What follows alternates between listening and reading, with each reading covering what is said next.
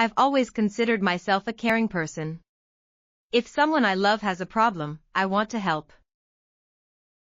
That's why, when I noticed my cousin Ethan, 29M, sneaking off to the bathroom during family dinner 2 weeks ago, I couldn't just let it go. He had this weird little syringe in his hand, and when I asked him about it, he brushed me off like it was nothing. Just a minor medical thing, he said. But come on, since when does a minor medical thing involve a syringe and 20 minutes in the bathroom? And why didn't the toilet flush? Something wasn't adding up. I tried to press him for details, but he shut me down hard. It's personal, he said, and then he practically bolted past me. When he came out of the bathroom, I was waiting in the hallway. I asked him what took so long, and he snapped at me, saying it was none of my business. I told him I didn't mean to offend, but honestly, I was starting to get worried. Ethan's always been a private guy, but this felt different. What was he hiding? The next weekend, I decided to take matters into my own hands.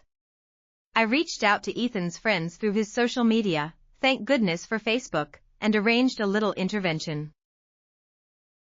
I didn't want to involve his wife, Claire, or his parents because, frankly, they seemed too close to the situation.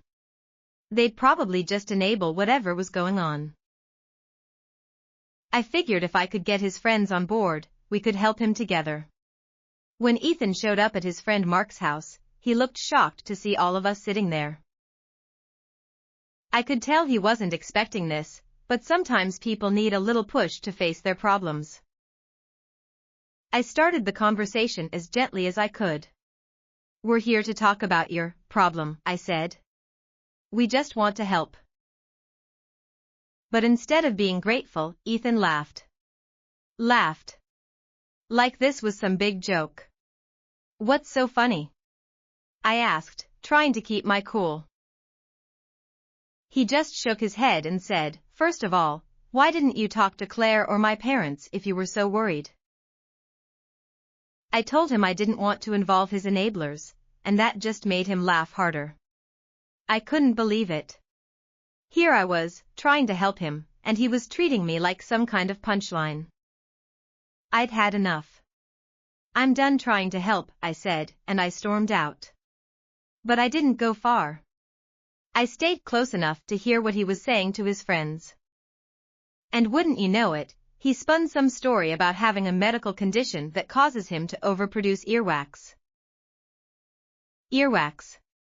Seriously? I couldn't believe it. If that was true, why didn't he just say so in the first place? Why all the secrecy? I burst back into the room and told him to tell them the truth.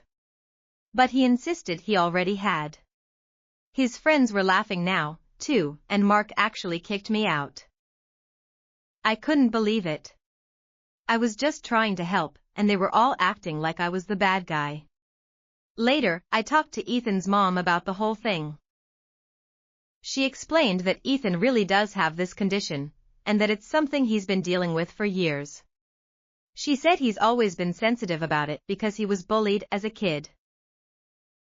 I told her I thought he was being an asshole for not explaining it to me and for laughing in my face.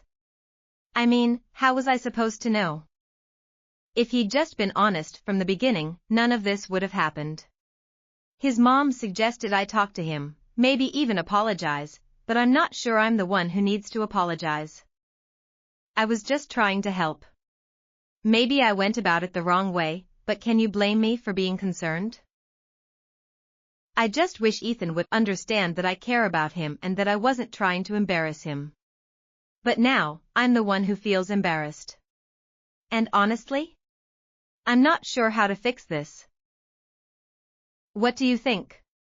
Should I apologize to him now?